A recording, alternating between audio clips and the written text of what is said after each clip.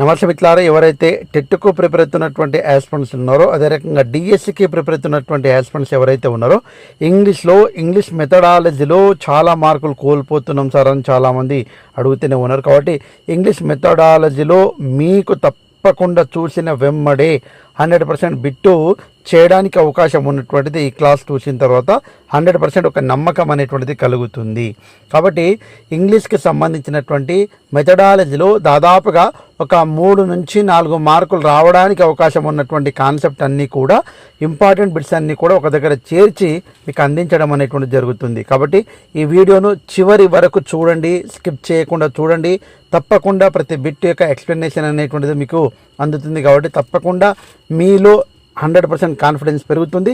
చూసిన వెంటనే ఆన్సర్ ఎలా చేయగలుగుతాం అనేటువంటిది కాన్ఫిడెన్స్ పెంచగలుగుతాం. కాబట్టి 100కు 100% అయితే మీకు యూస్ఫుల్గా ఉంటుంది. కాబట్టి తప్పకుండా ఈ వీడియోని మీరు లైక్ చేసుకోండి, అదే రకంగా సబ్స్క్రైబ్ చేసుకోండి. మీరు ఇచ్చేటువంటి లైక్ నాకు ఎంతో మోటివేటింగ్గా ఉంటుంది, మరికొన్ని వీడియోస్ చేయడానికి నాకు అనుకూలంగా ఉంటుంది. కాబట్టి తప్పకుండా మెథడాలజీకి సంబంధించినటువంటి మ్యారథాన్ 3rd క్లాస్ ఇది. కాబట్టి తప్పకుండా లైక్ చేసి ఉంటారని. వీలైతే ఇవన్నీ పీడిఎఫ్ కావాలంటే ప్లేస్టోర్ నుంచి మన యాప్ను డౌన్లోడ్ చేసుకోండి.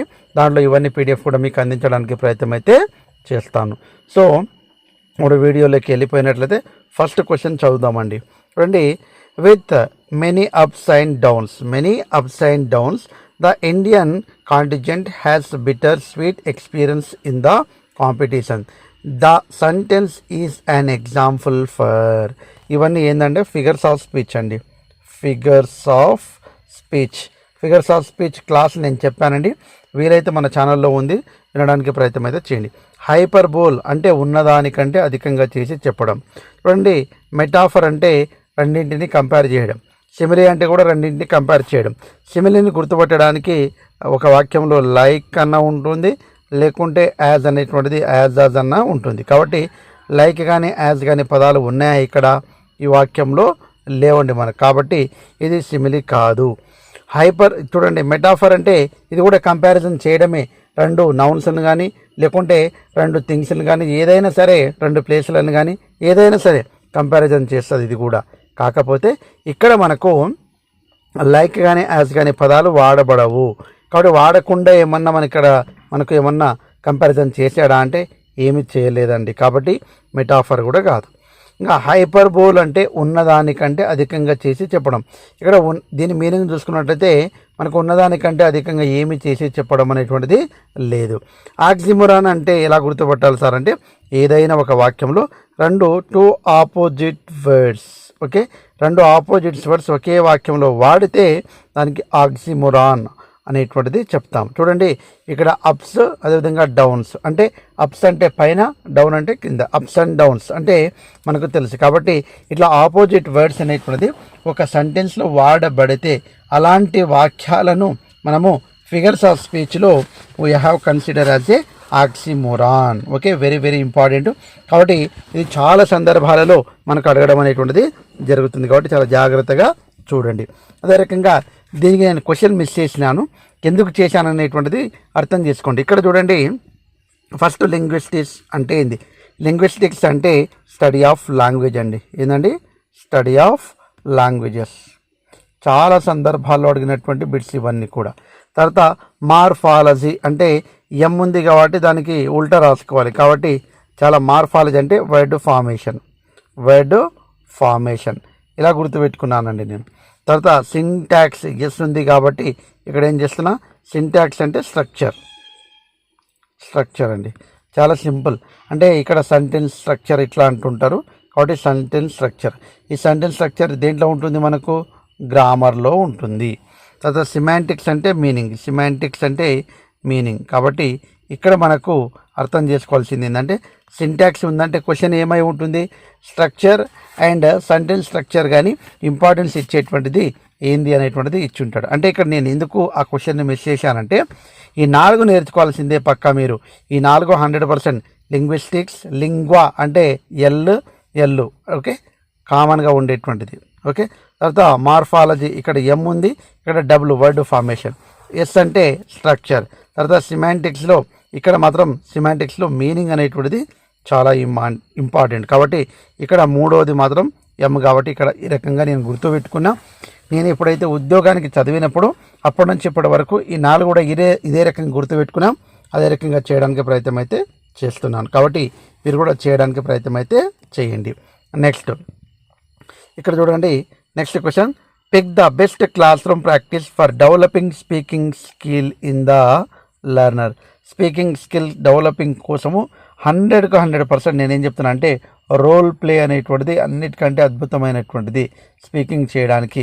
అంటే రోల్ ప్లే కావచ్చు, అదే రకంగా మనకు గ్రూప్ డిస్కషన్స్ కావచ్చు, ఇవన్నీ కూడా మాట్లాడడానికి ఉపయోగపడేటువంటిది. కన్వర్జేషన్ కావచ్చు, ఇంకా డిబేట్స్ కావచ్చు, అదేవిధంగా స్పీచెస్ కావచ్చు. This all are consider as speaking skill. మనకు ఆ విద్యార్థులలో ఇంప్రూవ్ చేయడానికి ఉపయోగపడేటువంటిది మెయిన్ ఏరియా అన్నట్టు. కాబట్టి ఇక్కడ చూద్దామండి, స్పీకింగ్ స్కిల్కు ఉపయోగపడేటువంటిది ఏంది చూడండి. Following the teachers loud reading and repeating after him. అంటే పిల్లల్లో స్పీకింగ్ అనేటువంటిది, రీడింగ్ అనేటువంటిది వచ్చింది కాబట్టి వాళ్ళ దాంట్లో ఏం ఉపయోగపడుతుందండి, లిజనింగ్ అనేటువంటి స్కిల్ వాళ్ళ దాంట్లో ఇంప్రూవ్ అవుతుంది, ఎందుకంటే టీచర్స్ అవుతుంటే. తర్వాత practising in the role plays debates and discussions. Very good. Role play, debates అంటే మనకు తెలుసు అంటే టీవీలో డిబేట్స్ ఇస్తూ ఉంటారు కదా, అది డిస్కషన్స్ చాలా చాలా ఇంపార్టెంట్. కాబట్టి స్పీకింగ్ స్కిల్కు మెయిన్గా ప్రధానంగా ఉన్నటువంటిది ఇవి, కాబట్టి ఇవి చాలా జాగ్రత్తగా గమనించాలి. Memorising the poems and rhymes, ఇది కాదండి, స్పీకింగ్ కాదు అది. కాబట్టి reading the stories along with the teachers. Reading చేస్తే మనకు స్పీకింగ్ అనేటువంటిది రాదు, రీడింగ్ మాత్రమే వస్తుంది. కాబట్టి ఇక్కడ మనకు చాలా ఇక్కడ రీడింగ్ వచ్చింది, ఇక్కడ రీడింగ్ వచ్చిందండి. మనకి రెండిట్లోనే ఆన్సర్ ఉండాలి. ఓకే, కాబట్టి సెకండ్ వన్ ఆన్సర్. ఎందుకంటే రోల్ ప్లే అనేటువంటిది చాలా అద్భుతమైనటువంటి టెక్నిక్ మనం స్పీకింగ్ నేర్చుకోవడానికి. నెక్స్ట్ మనం చూసినట్లయితే identify the sub skill of listening. ఇది మీకు వదిలిపెడుతున్నాయి, ఎందుకంటే చాలా సందర్భాలలో నేను మీకు చెప్పాను కాబట్టి ఈ క్వశ్చన్కి ఆన్సర్ ఏందనేటువంటిది తప్పకుండా ఎందుకు అనేటువంటిది కూడా చెప్పడానికి ప్రయత్నం అయితే మీరు చేయండి. Okay, next question, identify the principle of direct method. Direct method యొక్క ప్రిన్సిపల్ ఏమిటి? డైరెక్ట్ మెథడ్లో మనము చాలా క్లారిటీగా ఉండాలండి. డైరెక్ట్ మెథడ్లో మనకు ఏం చేస్తాం అనేటువంటిది చాలా ఇంపార్టెంట్, ఎందుకంటే టైప్స్ ఆఫ్ మెథడ్ అనేటువంటిది చాలా ఇంపార్టెంట్. ఒక్కసారి మెథడాలజీలో ఈ మెథడ్స్ అన్నీ కూడా చదవడానికి ప్రయత్నం చేయండి. కావాలంటే వీడియో కావాలంటే మీకు మెథడ్స్ గురించి కామెంట్ చేయండి, వీడియో చేస్తాను. Okay, using full sentences not words. కాబట్టి డైరెక్ట్ మెథడ్లో సెంటెన్సెస్ అనేటువంటిది ఉపయోగించాలి, వర్డ్స్ కావు. Vocabulary is used directly, very very important. Direct ఉపయోగించేదే డైరెక్ట్ మెథడ్. ఇంకా grammar is grammar of use, not grammar of rules. Grammar లాగానే ఉపయోగించేటువంటిది చెప్పాలి, కానీ గ్రామర్ రూల్స్ అనేటువంటిది చెప్పొద్దు. ఎందుకంటే గ్రామర్ రూల్స్ చెప్పేటువంటిది అది గ్రామర్ ట్రాన్స్లేషన్ మెథడ్ అనేటువంటిది మరొకటి ఉంటుంది. కాబట్టి using maximum simple to complex, very very important. Concrete to abstract. కాబట్టి ఈ 4 మనకు కరెక్టే. కాబట్టి డైరెక్ట్ మెథడ్కు సంబంధించినటువంటి మెయిన్గా ఉన్నటువంటిది ఈ 4 కూడా కరెక్టే. కాబట్టి మనకి ఇక్కడ థర్డ్ వన్ అనేటువంటిది ఆన్సర్ అవుతుంది. చాలా జాగ్రత్తగా గమనిస్తేనే మెథడాలజీలో మనకు మార్క్ అనేటువంటిది రావడానికి అవకాశం ఉంది మిత్రమా. కాబట్టి తప్పకుండా మార్కు వచ్చేటువంటి ఏరియాను మీరు పకడ్బందీగా చదవాలి. నెక్స్ట్ మనం చూసినట్టయితే మీరు క్వశ్చన్ పెద్దగా కనిపిస్తే అబ్బా ఏం చేద్దామని స్కిప్ చేసేస్తుంటారు ఎగ్జామ్లో కామన్గా, కానీ చాలా సింపుల్ ఆన్సర్ ఒక్కసారి చూడండి. A language teacher while looking at the written works of class second students noticed some mistake. Second class స్టూడెంట్స్కు రిటర్న్ వర్క్లో కొన్ని మిస్టేక్స్ అనేటువంటిది టీచర్ ఐడెంటిఫై చేస్తారు. Select the appropriate statements reading children making mistake. ఆ పిల్లలు second class పిల్లలు, okay, second standard పిల్లలు కొన్ని మిస్టేక్స్ చేశారు. మరి అలాంటప్పుడు టీచర్ ఏం చేయాలి? ఓకే, ఇక్కడ చూడండి, the teacher must punish the children. అంటే సెకండ్ క్లాస్ వాళ్ళకు మీరు రిటర్న్ వర్క్, ఏం వర్క్ అండి, రిటర్న్ వర్క్ తప్పుగా చేస్తే వాళ్ళకు పనిష్మెంట్ ఇవ్వాలన్నా? నో అండి, అస్సలు ఇవ్వదు. Punishment is not solution for all works. కాబట్టి తప్పకుండా పనిష్మెంట్ అనేటువంటిది ఇవ్వరాదు. Don't give punishment. Okay, students make mistakes for being attentive in the క్లాస్. అంటే అటెంటివ్ ఇన్ ద క్లాస్లో వాళ్ళు మిస్టేక్స్ అనేటువంటి చేస్తారు, కానీ ఈ రకంగా అటెంటివ్ కావాలని చేస్తారా? కాదండి. Teacher must ignore the mistakes without looking at them. అంటే ఆ మిస్టేక్స్ అన్నీ కూడా చూడకుండానే వాళ్ళకు ఓకే అని చెప్పేయాలంట. కాదండి, మెయిన్గా చూడండి ఇక్కడ, it is normal for children to make mistakes and this indicates that they are learning.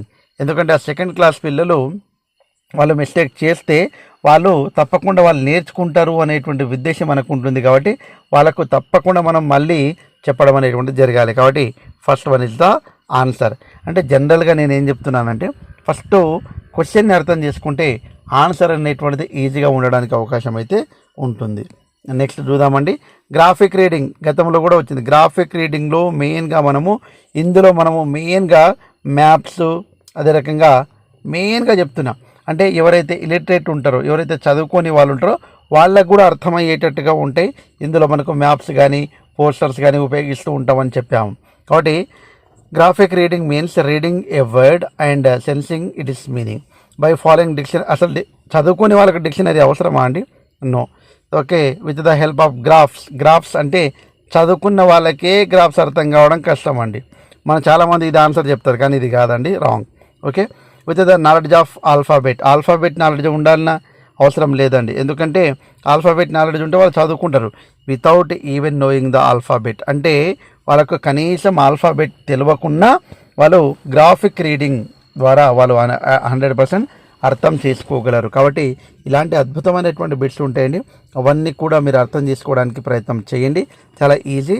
Fourth one is the answer. Next, this skill requires intonation and body language. Body language ఇప్పుడు చూడండి, L S R W. Okay, రైటింగ్లో body language అంటే మనం writing రాసుకుంటూ పోతామండి. స్పీకింగ్లో ఉంటుంది. స్పీకింగ్లో మాట్లాడేటప్పుడు మన చేతులు ఊపుతాము. ఆ లెఫ్ట్ హ్యాండ్ కానీ రైట్ హ్యాండ్ కానీ మనం క్వశ్చన్ వేసేటప్పుడు క్వశ్చన్ లాగా ఎక్స్ప్రెషన్స్ కానీ, ఆశ్చర్యార్థంగా ఉన్నప్పుడు ఆశ్చర్యంగా కలిగించేటువంటి హావభావాలు, ఎమోషన్స్ అండ్ బాడీ లాంగ్వేజ్ అనేటువంటి స్పీకింగ్లో ఉంటుంది. రీడింగ్లో అనేటువంటిది ప్రొనౌన్సియేషన్ ఉంటుంది. కాబట్టి బాడీ లాంగ్వేజ్ అనేటువంటిది ఉండదు. రైటింగ్లో కూడా బాడీ లాంగ్వేజ్ ఉండదు. కాబట్టి మనకు డైరెక్ట్ అండి స్పీకింగ్లో ఉంటుంది. కాబట్టి ఇక్కడ డైరెక్ట్ స్పీకింగ్లో మనము బాడీ లాంగ్వేజ్ అనేటువంటిది ఉపయోగపడుతుంది. So very very important. కాబట్టి తప్పకుండా ఈ బిట్ అనేటువంటిది ఇప్పటికే 2 సార్లు వరుసగా రావడం అనేటువంటిది జరిగింది.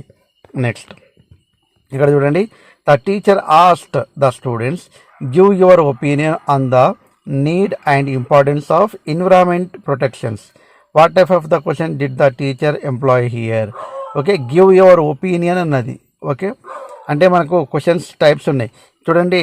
వెరీ షార్ట్ ఆన్సర్ టైపా, తర్వాత ఓపెన్ ఎండెడ్ క్వశ్చనా, ఎస్ఆర్ నో క్వశ్చన్సా, మల్టిపుల్ చాయిస్ క్వశ్చనా? ఇప్పుడు మల్టిపుల్ చాయిస్ క్వశ్చనా అంటే కాదండి. ఎందుకంటే మల్టిపుల్ చాయిస్ క్వశ్చన్స్ అనేటువంటిది మనకు తెలుసు కాబట్టి. ఓకే, కాబట్టి మల్టిపుల్ చాయిస్ క్వశ్చన్ కాదు. తర్వాత ఎస్ఆర్ నో క్వశ్చన్స్ టైపా, ఎస్ఆర్ నో క్వశ్చన్స్ అనేటువంటిది హెల్పింగ్ అవుతాయి.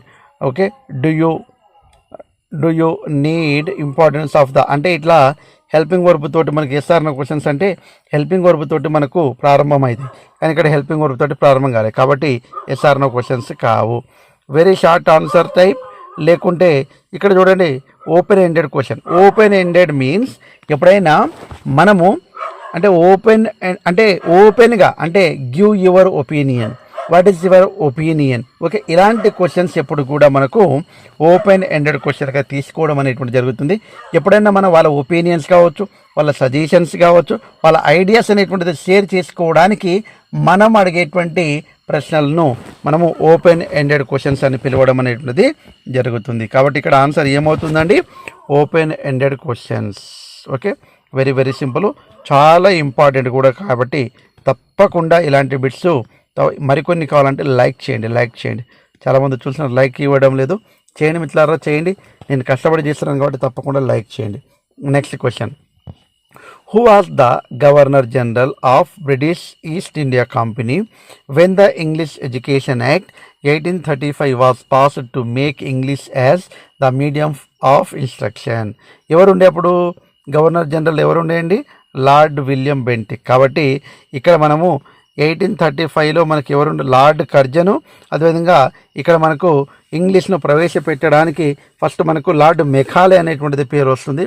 కాబట్టి ఇక్కడ లార్డ్ మెకాలే తర్వాత ఇక్కడ గవర్నర్ జనరల్ అనేటువంటిది ఎవరున్నారండి అంటే లార్డ్ విలియం బెంటిక్. ఈ రెండు కూడా చాలా కన్ఫ్యూజన్లో ఉంటాయి కాబట్టి ఈ రెండింటిపైన క్వశ్చన్స్ అడుగుతూ ఉంటారు. ఇక ఇంగ్లీష్ను మనకు ఇంట్రడ్యూస్ చేయడానికి లార్డ్ మెకాలే, అదే రకంగా లార్డ్ విలియం బెంటిక్ అనేటువంటిది అప్పుడు ఏముండే గవర్నర్ జనరల్ అనేటువంటిది ఉండే. ఈ రెండు చాలా జాగ్రత్తగా గమనించండి. Here answer is the fourth one.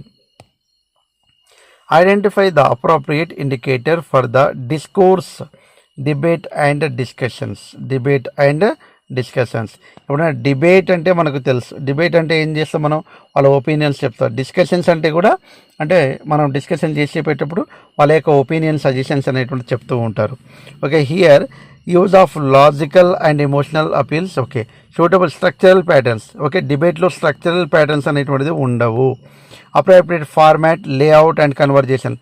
Format అంటే వాళ్ళకు ఫార్మాట్ ఇస్తారా అండి, ఇయ్యరు. డిబేట్లో అస్సలు కూడా ఇయ్యరు. డైలాగ్స్, కాబట్టి డైలాగ్స్ రిలవెంట్ ఉంటుందా, ఉండదు. కాబట్టి first one is the answer. Emotional appeals అనేటువంటిది ఉంటాయి. ఇవన్నీ కూడా మెథడాలజీలో ఉంటాయండి. మనం 1-2 సార్లు ఈ క్వశ్చన్కు చదవాలండి, చదివితేనే ఆన్సర్ అయితే చేస్తాము. Next BICS refer to important అండి. Okay, basic interpersonal. ఇక్కడ చూడండి ఇంట్రాపర్సనల్ అనేటువంటిది ఉండదు. తర్వాత ఇంటర్పర్సనల్ ఇచ్చిండు. కమ్యూనికేషన్ స్కిల్స్, ఇక్కడ కాంపిటెన్సీ అనేటువంటిది ఇచ్చాడు కాబట్టి ఇది రాంగ్. తర్వాత చూడండి కమ్యూనికేషన్ స్కిల్స్లో ఇక్కడ ఏమి ఇచ్చాడండి, బిగినర్స్ ఇన్నాడు. బిగినర్స్ కాదు, బేసిక్.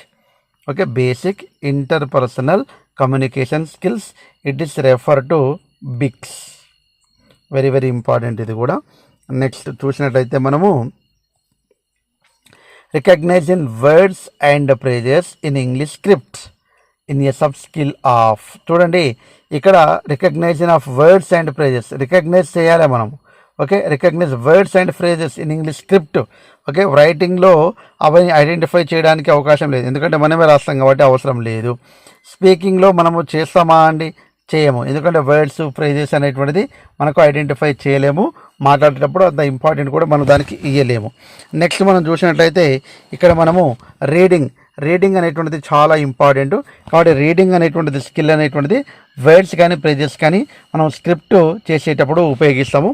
కాబట్టి reading is the correct answer. లిజనింగ్లో చేయలేము. So this is the third one is the answer. So ఇవి ఈరోజు మనము చెప్పదలుచుకున్నటువంటి ఒక అద్భుతమైనటువంటి కాన్సెప్ట్ కలిగినటువంటి మెథడాలజీ బిట్స్ ఇవన్నీ కూడా. కాబట్టి ఈ మెథడాలజీ బిట్స్ ఇలాగే కొనసాగించాలని, ఈ మెథడాలజీ బిట్స్ అనేటువంటిది ఇలాగే కొనసాగించాలంటే తప్పకుండా మీ నుంచి నాకు సపోర్ట్ కావాలి.